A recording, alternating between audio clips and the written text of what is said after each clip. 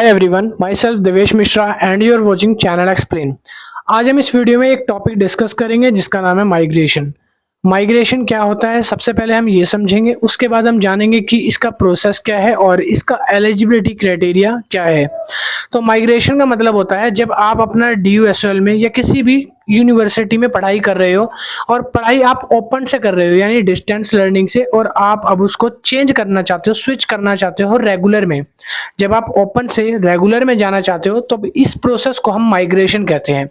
अब दिल्ली यूनिवर्सिटी की अगर हम बात करें तो दिल्ली यूनिवर्सिटी में माइग्रेशन के कुछ तरीके होते हैं अलग अलग। सबसे पहला तरीका होता है, अगर आप रेगुलर कॉलेज में किसी भी कॉलेज में पढ़ रहे हो, जैसे रामजस हो गया, ठीक है, हंसराज हो गया, मिरांडा हाउस हो गया, या कोई भी ऐसा कॉलेज जो रेगुलर आपको कोर्स ऑफर करता है। अगर आप रेगुलर से रेगुलर में जाना चाहते हो तो भी आप माइग्रेशन करा सकते हो, यानी बस आप कॉलेज स्विच करना चाहते हो, कोर्स आपका रेगुलर है और आप रेगुलर में ही जाना चाहते हो। या फिर आप DU/SOL में पढ़ रहे हो और आप रेगुलर में जाना चाहते हो, या फिर आप रेगुलर में पढ़ रहे हो और आप DU/SOL में जाना चाहते हो, या आप NC वेब में पढ़ रहे हो और रेगुलर में जाना चाहते हो। तो इस तरीके से ये 3-4 तरीके हैं माइग्रेशन करवाने के लिए। तो आप इन तरीकों से आराम से इजीली माइग्रेशन करवा सकते हो। पहले टॉपिक ये आता है, पहला दिमाग में क्वेश्चन आता है, क्या हम माइग्रेशन करवा सकते हैं? तो बिल्कुल हाँ, आप लोग माइग्रेशन आराम से करवा सकते हो। दूसरा क्वेश्चन, इसका एलिजिबिलिटी क्राइटेरिया क्या रहने वाला है? दिल्ली यूनिवर्सिटी के अकॉर्डिंग माइग्रेशन का एलिजिबिलिटी क्राइटेरिया ये है कि पहली चीज, आपने सेमेस्टर 1 और सेमेस्टर 2 में सारे सब्जेक्ट को आराम से पास कर रखा हो, किसी भी सब्जेक्ट में कभी भी कोई ER ना आई हो, जैसे थ्योरी एग्जाम और इंटरनल असेसमेंट में कोई भी फेल ना हो, एब्सेंट ना हुआ हो, और ना थ्योरी एग्जाम में ER वगैरह आई हो। किसी भी एग्जाम में इंटरनल असेसमेंट हो या थ्योरी एग्जाम हो, सारे क्लियर होने चाहिए, पहला क्राइटेरिया। दूसरा, आपका फर्स्ट ईयर कंप्लीट होना चाहिए, आप उसके बाद ही माइग्रेशन के लिए अप्लाई कर सकते हो। यानी कि एक साल में 2 सेमेस्टर होते हैं, सेमेस्टर 1 और सेमेस्टर 2।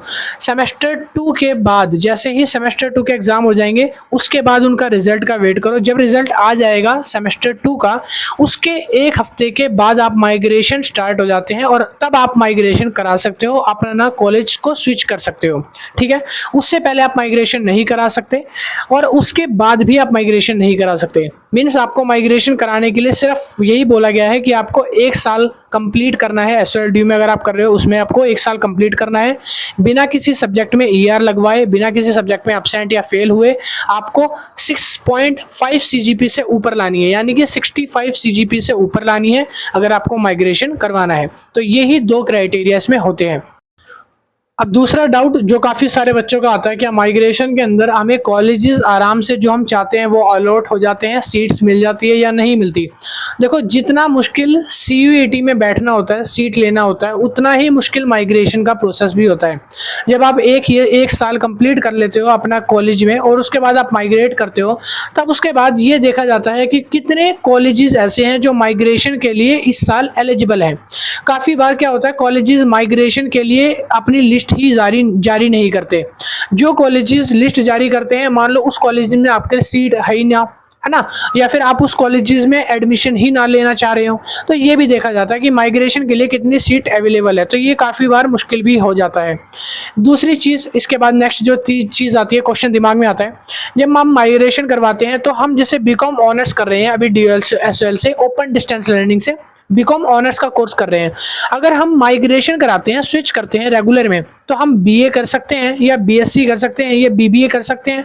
तो आप अपना कोर्स चेंज करना चाहते हो, बेसिकली कहने का मतलब इतना सा है, तो आप ये कर सकते हो या नहीं कर सकते?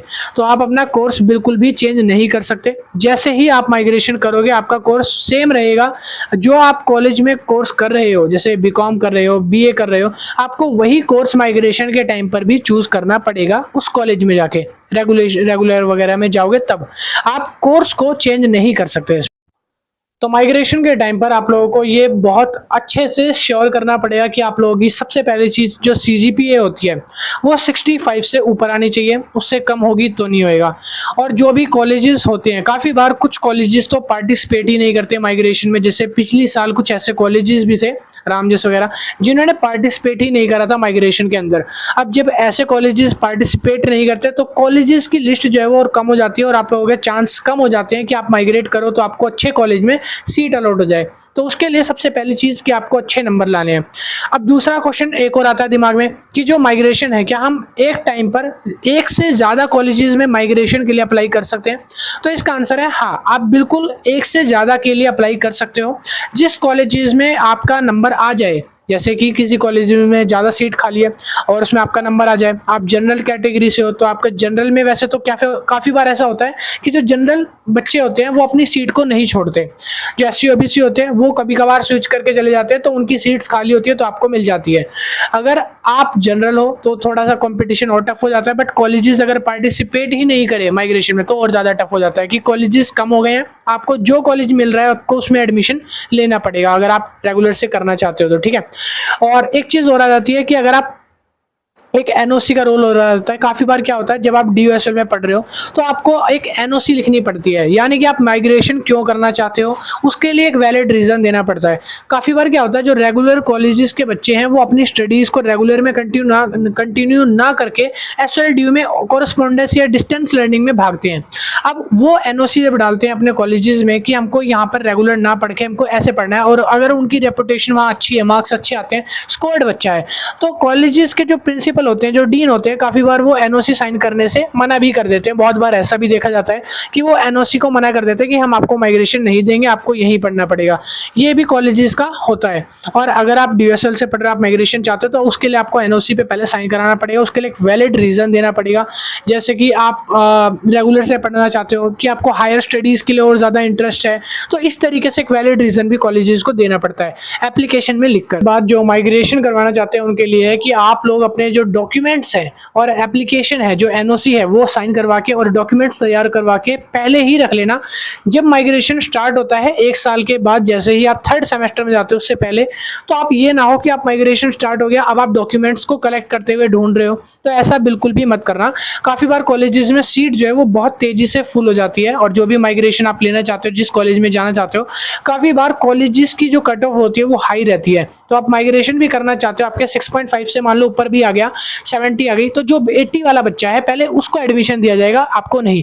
तो इसलिए कोशिश करना 8 CGP से आपकी अबोव आए, मतलब 80 CGP से अबोव ही आए। जितना ज़्यादा रहेगा उतना ज़्यादा और बेस्ट रहेगा, क्योंकि जो मिरांडा हाउस और जो ऐसे बहुत अच्छे कॉलेज हैं जो साउथ साइड के, जो साउथ में लेना चाहते हैं बच्चे, तो उन कॉलेजेस की 8-8, 9-9 CGP की कट ऑफ जाती है। तो इसीलिए मैं बता रहा हूँ, डरा नहीं रहा, बस बता रहा हूँ, थोड़ा सा इस तरीके से आप बना के मेंटेन करके चलना और अपने डॉक्यूमेंट्स वगैरह प्रिपेयर करके रखना। और 2 चीज़ें जो मैंने बताई है कि जो सेमेस्टर फर्स्ट है और सेकंड है उसमें ER वगैरह, बैक वगैरह, फेल वगैरह ना हो, सारे एग्जाम क्लियर होने चाहिए, इंटरनल असेसमेंट और थ्योरी सारे एग्जाम अच्छे से क्लियर हो, CGP 6.5 से ऊपर होनी चाहिए। 2 चीज़ें कंडीशन होती है इसके लिए, ठीक है। और इसके लिए क्या क्या डॉक्यूमेंट्स लगते हैं तो उसकी लिस्ट भी मैं आपको अभी बता दूँ। तो अभी मैंने जैसे आपको बताया था कि डॉक्यूमेंट्स इसमें क्या क्या लगने वाले हैं, तो अभी मैं वो आपको स्क्रीन पे साइड लगा के यहाँ शो कर रहा हूँ। ये जो डॉक्यूमेंट्स मैं आपको शो कर रहा हूँ, तो यही सारे डॉक्यूमेंट्स जो हैं वो आपको चाहिए होंगे। और मैं एक PDF का लिंक डिस्क्रिप्शन में लगा दे रहा हूँ ड्राइव का, जो कि फ्री है बिल्कुल, और उसको जाके आप ओपन कर लेना और इस PDF को ध्यान से पढ़ लेना। ये माइग्रेशन की PDF है, इसमें क्या क्या गाइडलाइंस है DSL के माइग्रेशन से रिलेटेड, और जितने भी डॉक्यूमेंट्स वगैरह हैं सारे इस PDF में गिवन है। DSL की जितनी भी गाइडलाइंस वगैरह हैं वो सारी इसमें दी हुई है। इसी PDF का लिंक है, मैं डिस्क्रिप्शन में डाल दूंगा, ऊपर ही होगा लिंक, जाके उसको एक बार चेकआउट कर लेना क्या क्या चीजें इसमें बोली गई है फॉलो करने के लिए, ठीक है। और एक इंपॉर्टेंट चीज, अगर आपने कोई भी इंफॉर्मेशन गलत या फॉल्सिफाई दिखाई तो फिर आपका माइग्रेशन कैंसिल कर दिया जाएगा। और इस फॉर्म को जाके फिल करने के लिए साइट का लिंक भी उसमें आपको मिल जाएगा PDF के अंदर ही, जो कि डिस्क्रिप्शन में मैंने गिवन दे रखी है। और वीडियो के लिए चैनल को सब्सक्राइब कर लो इसी तरीके की ऑथेंटिक इन्फॉर्मेशन के लिए। मिलता हूँ नेक्स्ट वीडियो में। Thank you, keep watching and bye. Video अच्छी लगे तो लाइक करना और चैनल को सब्सक्राइब कर लेना अगर आपको कुछ भी अच्छा लगा हो, माइग्रेशन से रिलेटेड बातें समझ आ गई हो, ठीक है। मिलता हूँ नेक्स्ट वीडियो में, बाय बाय।